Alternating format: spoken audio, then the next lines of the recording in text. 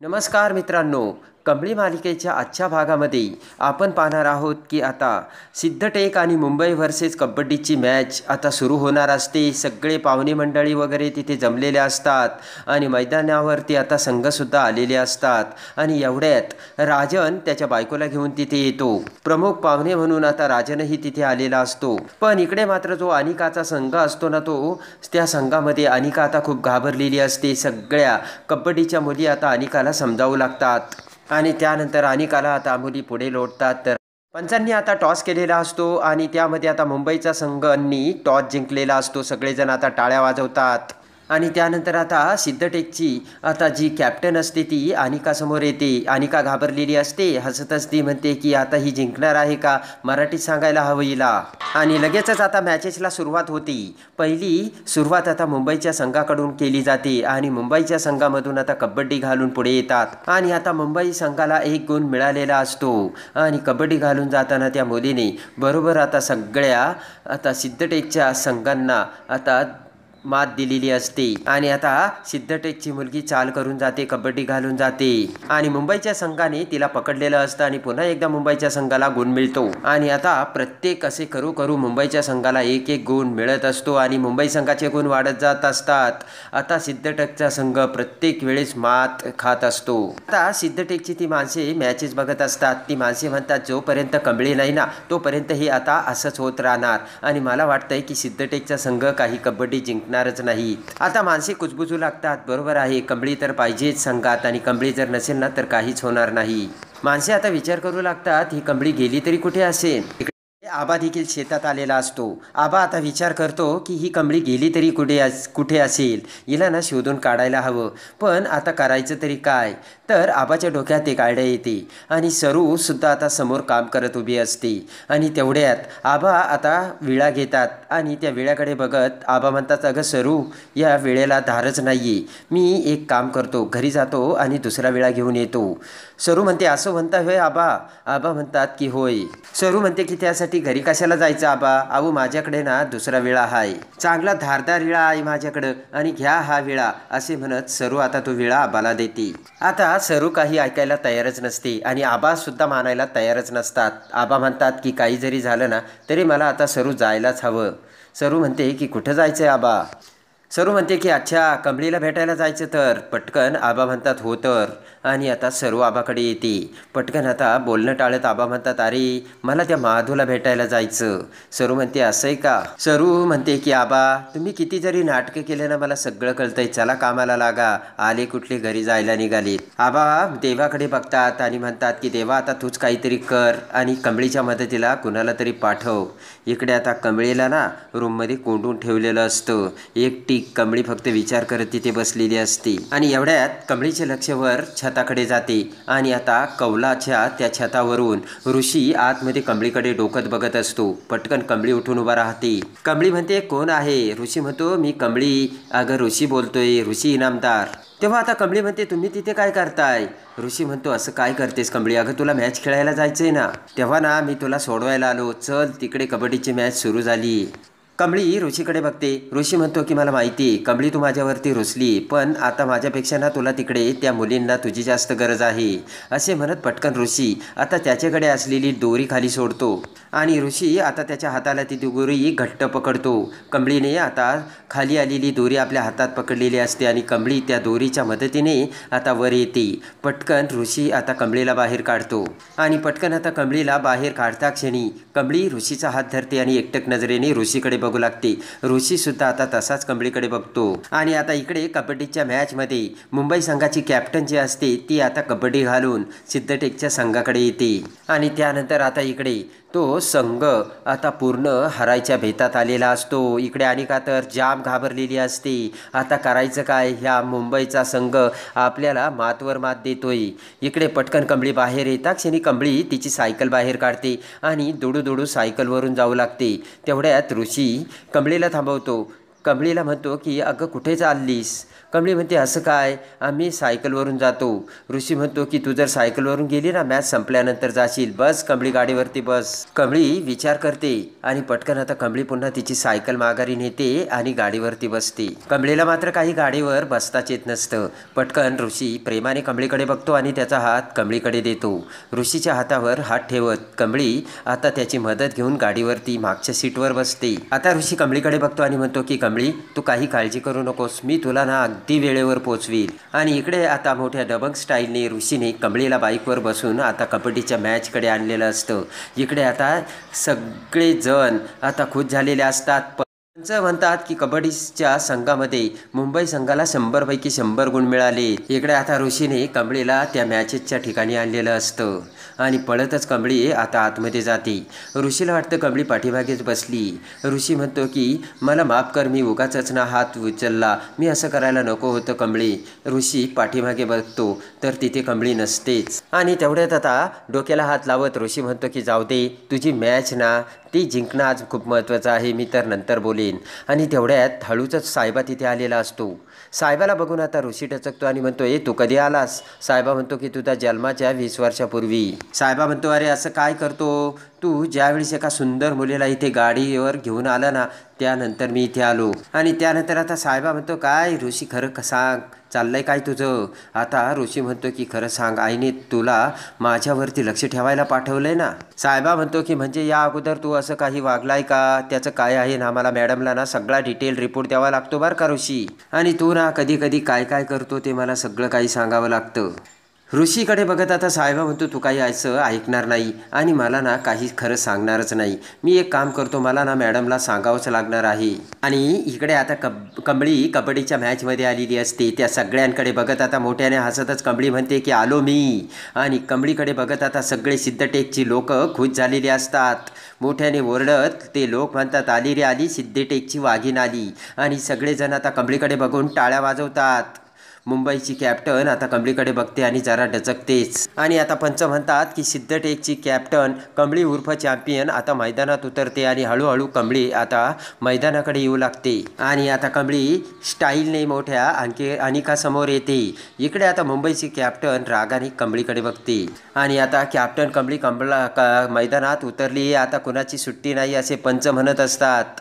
आता अनिकाचा हात धरून कमळी आता हात वर करते आणि म्हणते की जय भवानी. पाठीमागून ऋषी आता तिथे येतो आणि लगेच आता कमळी कबड्डी घालून जाते. आणि पहिल्यांदाच मध्ये आता कमळीने मुंबईच्या संघाला आता पराभूत केलेलं असतं आणि कमळी जिंकलेली असते. कमळीने आता सिद्धटेकच्या संघाला पॉईंट मिळवून देतात. सगळे लोक जय भवानी जय शिवाजी असा नारा करतात आणि सगळे पाहुणे मंडळी आणि आता राजन सगळेजण टाळ्या वाजवत असतात. कमळीचं तो पराक्रम सगळेजण बघून थक्क होत असतात. एका पाठोपाठ एक कमळीने आता खूप सारे पॉईंट सिद्धटेक संघाला मिळवून दिलेले असतात. आणि इकडे आता अन्नपूर्णा मॅडम ही आई भवानी मातेच्या समोर आता बसलेली असते, तिची प्रार्थना करत असते. अन्नपूर्णा मॅडम म्हणतात की हे बघ आई भवानी, माझी नात जिवंत आहे, हे तू याचा मला काहीतरी कौल दे. आणि आता इकडे अन्नपूर्णा मॅडम म्हणते की रागिणीच्या मनात ना मग हे असं काही ऐकलं तर मनात चलबिचल होते, म्हणून माझी नात जिवंत आहे याचा काहीतरी तू कौल दे. अन्नपूर्णा मॅडम म्हणते की रागिणीने अनिकावरती जे संस्कार करायला पाहिजे होते तसं तर काही घडलं नाही आणि म्हणून मला त्या मुलीची काळजीच वाटते. अन्नपूर्णा आता महालक्ष्मी मातेला म्हणते की म्हणून आमच्या घराचं नाव टिकवणारी माझी मोठी नात, थोरली नात या घरात पुन्हा यायला हवी आणि तेही लवकरात लवकर. आणि मला खात्री आहे तिच्या आईसारखे चांगले संस्कार तिच्यावरती झाले असणार. आणि ती जर कुठल्या संकटात असेल तर भवानी तू काहीही कर पण तिला त्या संकटातून बाहेर काढ आणि तिला इथे आण असे अन्नपूर्णा मॅडम आता तुळजाभवानीकडे प्रार्थना करतात. आणि आता तूच माझा आधार आहे. इकडे आता कमळी ही सगळ्यांनी आता कबड्डी घालून गेलेली असताना सगळ्या मुंबईच्या पोरींनी आता कमळीला पकडलेलं असतं. कमळी आता सीमारेषा पार करण्यासाठी आता धडपडत असते. असते. पण कमळीला काही यश येत नसतं आणि कमळीला सगळ्यांनी पकडलेलं असताना हळूहळू कमळी तिचा हात पुढे सरकवत असते. सगळ्या लोकांचा जीवात जीव नसतो. सगळेजण एकटक नजरेने कमळी आता काय कमाल करणार याकडे बघत असतात. अनिका म्हणते की कमळे उठ, आपल्याला जिंकायचंय. तर त्या बायका म्हणतात आई भवानी आता तूच मदतीला ये. इकडे आता कमळी तोंडाने कबड्डी कबड्डी म्हणत असते आणि सीमारेषेच्या पुढे हात नेण्याचा प्रयत्न करत असते. सगळेजण बघत असतात. इकडे आता अन्नपूर्णा मॅडम देवीला सांगत असते की माझी थोरली नात जिवंत आहे, याचा मला काहीतरी कौल दे देवी. आणि तेवढ्यात आता देवी तिच्या डोक्यावरचं फूल आता खाली पाडते आणि आता अन्नपूर्णाला खऱ्या अर्थाने कौल मिळालेला असतो. आणि इकडे आता सगळेजण कमळीला म्हणत असते कमळी उठ कमॉन. पण त्याच वेळेस आता आपण जिंकणार यामुळे मुंबईच्या संघाची कॅप्टन आनंदाने उड्या मारू लागते. इकडे ऋषी सुद्धा म्हणतो कमळे उठ कमॉन. आणि त्याच वेळेस आता इकडे आबांनी कमळीला ज्या वेळेस आता शिवाजी महाराजांची मूर्ती समोर हातात दिलेली असते आणि आबांनी सांगितलेलं असतं की ज्या वेळेस तू मोठ्या अडचणीत सापडतील त्यावेळेस शिवाजी महाराजांचा जप करायचा, त्यांना आठवायचं. आणि हे आता कमळीच्या डोळ्यासमोर येतं आणि सगळ्या आवेशाने सगळी ताकद पणाला लावून कमळी आता कबड्डी कबड्डी असे म्हणत उठण्याचा प्रयत्न करू लागते. आणि लगेच आता जय भवानी असे म्हणत कमळीचा हात त्या सीमारेषेवर पडलेला असतो आणि लगेच सगळेजण उठून टाळ्या वाजवतात. राजनही आता उठलेला असतो.